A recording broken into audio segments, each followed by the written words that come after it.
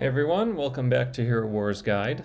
I wanted to share some exciting news today that I finally got the website live, so you all will have access to the same tool that I've been using to analyze event worthiness over the last few months. I expect to keep doing videos on this same stuff myself, but these tools will also be available to those of you who want to get in and play around with some of the numbers yourself.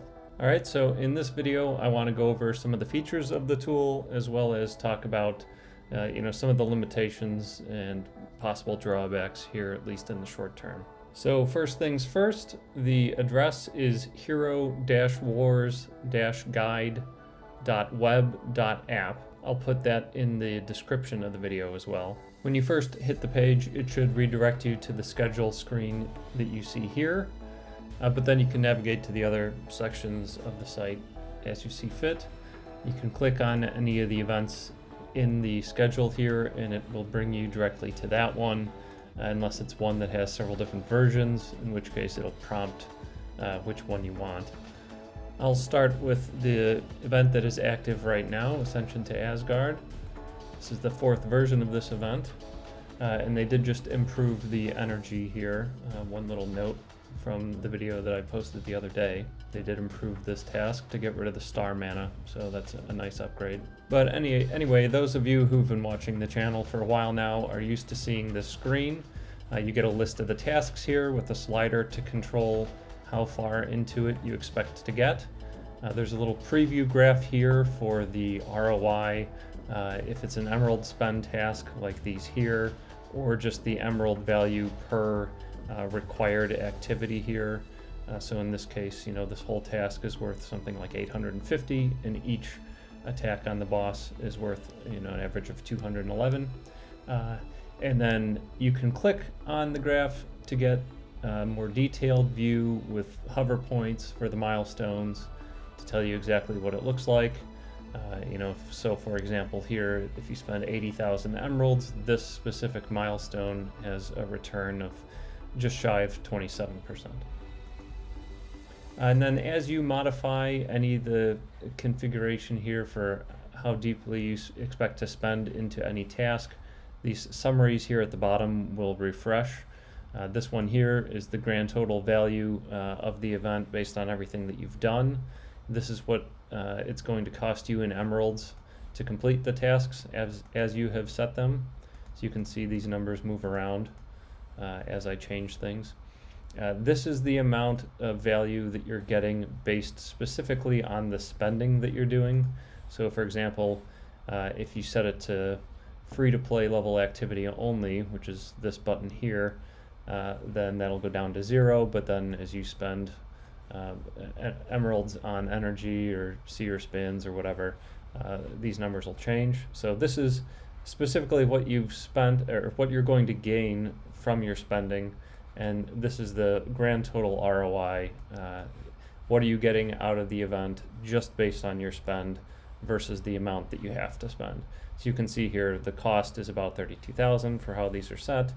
The value out of it is 11,000, so that's roughly 1/3. And then finally here, for what's visible on the screen, you get the raw rewards here at the bottom left. This is the either direct resources or consumables that you get from the rewards out of each one of these tasks. Like most of these are giving wish crystals or random of one type or another.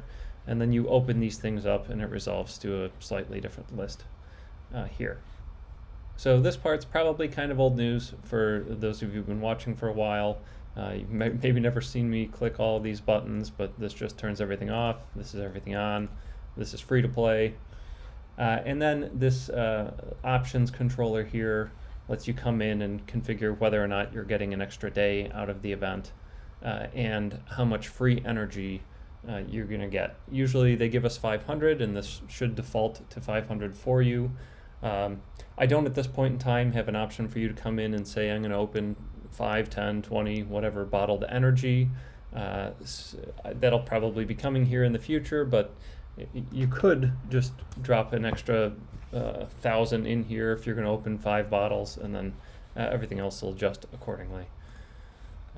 As you can see there, now I can get some more energy done effectively for free based on the amount that I've entered here. Okay, so I think that about covers this screen. What you've probably not seen yet is that there is a little bit of configuration that you can do here as well. If you'd like to be more of a power user of the tool, you can come in here and adjust some of the defaults for that event screen. Like if I turn this one on, then you will get an extra day on that event screen anytime you load it by default without having to go into the options. Same thing here, this controls the amount of default energy that you'll be getting. This emerald values field will make a little more sense after I take a look at another screen, so I'll come back to this one. So here again under preferences, you can go to the resources list, and this is going to show you all of the at least all of the resources that I've defined. I think there are a few that I have not, like some of the new Titan stuff and whatever. But the majority of standard resources are going to be listed here, as well as some of the event currencies that you're spending on maybe a variable list of items. But things that are used to level up your heroes and titans and pets are going to be listed here, set by group. You can sort it or run a filter. You know, if you're looking for emeralds or whatever, you just type that in the box and the results will get filtered for you.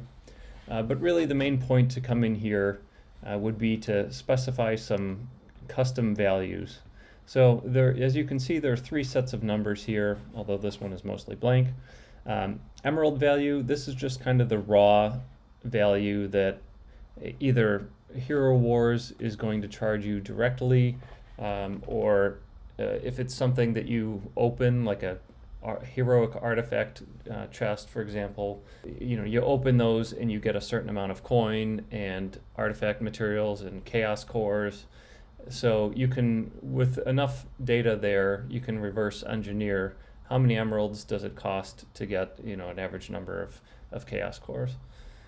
This column is kind of that direct, either something that Hero Wars is charging you directly, like in the example of chaos particles. If you were to level up one of your pet gems with emeralds directly, it charges you 7 emeralds per chaos particle, so that number is 7.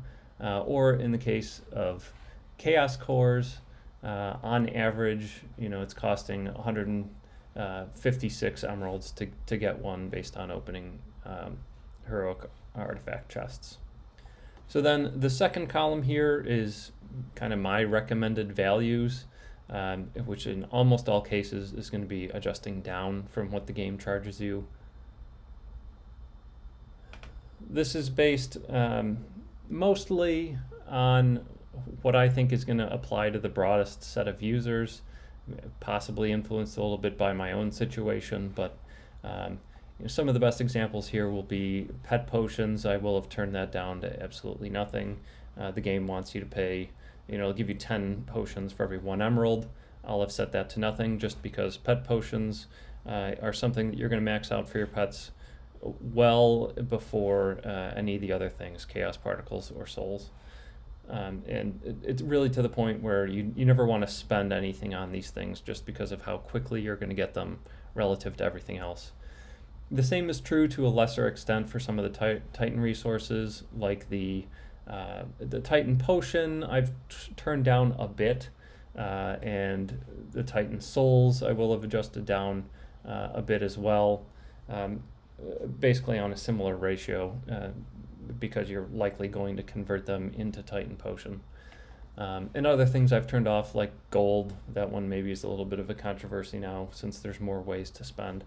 But in any case, one of the more powerful attributes of the tool is you can come in here and specify your own values. If you disagree with what I've done, then you can come in, pick any resource here, and enter your own value. So, you know, maybe I'm saying radiant crystals are worth 17, and you say these are the only things I need at all, so they're 25. And crystals I've got maxed out for every hero in the game, so these things aren't worth anything. And so you turn that completely off.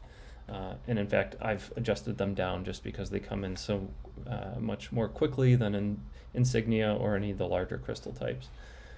But anyway, you can see then the numbers that you're entering in as your own custom values are filling in here. And then that other preference that I mentioned will then allow you to say, hey, across the site here, I can either use the full value from Hero Wars, or I can use Hero Wars Guide recommendations, or I can use the custom values that I've specified. And if you choose this one and you've not filled in a value for any of them, it will default back to what I recommend. So you don't have to go into every single one of those resources and type in a number. You can just enter the ones where you think that I'm off base. So then that will immediately affect the rest of the app here. So you can see maybe this Ascension Asgard is going to be a good example. This says spending emeralds is a 26% return right now, and the total value of the event is 74,000. But if I go into custom values and I change Radiant to be worth 250, and then return to the event list, you can see now this thing has gone through the roof. Wrong one. And these ROIs are insane. So obviously that's not a real number, but just wanted to illustrate the point that all of these other sliders, event ROI, etc., are going to adjust based on the numbers that you've put in here if you pick the setting to use your custom values. If any time you feel like you've messed that up and you just want to return to the normal, just switch it back, and then these will revert back to the normal values. Okay, and I guess I skipped over the screen a little bit here. This is just the list of events. I'll probably add some more columns in later, but for now you just get the name, the days, and the emeralds. Maybe you get a little bit more information if you hover over one. Yeah, you can see a tiny little note in here that there's 4 of these things, and this is helping you identify which one is which. There are a lot of events in the game that follow the exact same pattern. Hero Wars has kind of copy and pasted one to the next, and I will have simplified them down. So for example, you see this new hero event that follows a standard pattern, but we've seen this several different times. The Mystery of Golden Sands for Amira, or Dragon Mountains for Fafnir. So you can do a search for any of those things, and it should return the results. So if I search for dragon, then it'll identify the correct event for you, or you can search for something that actually will be in the name. Then that will appear as well. Okay, so I think that covers all the features. I do want to spend a couple minutes talking again about some of the possible limitations. So, as you may have heard me mention before, I don't have a whole lot of experience with hosting, and I'm using a particular host right now that has a lot of different fees for storage and for transfer, and I really have no idea, exactly what volumes to expect there. It's going to hit some limit and shut off if it goes over a maximum that I've specified, and I really don't know what to expect there right now. They have a lot of different fees for a lot of different attributes, and I just have no sense of what the volume is going to be at this point.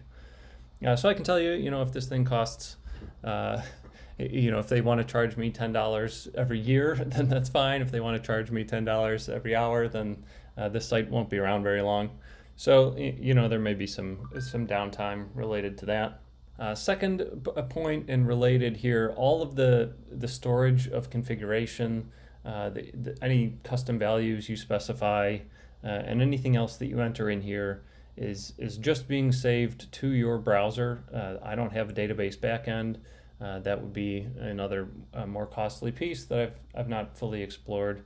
I think that would be a nice potential upgrade depending on what kind of use this thing gets and what the costs would turn out to be for me to set that up and host it.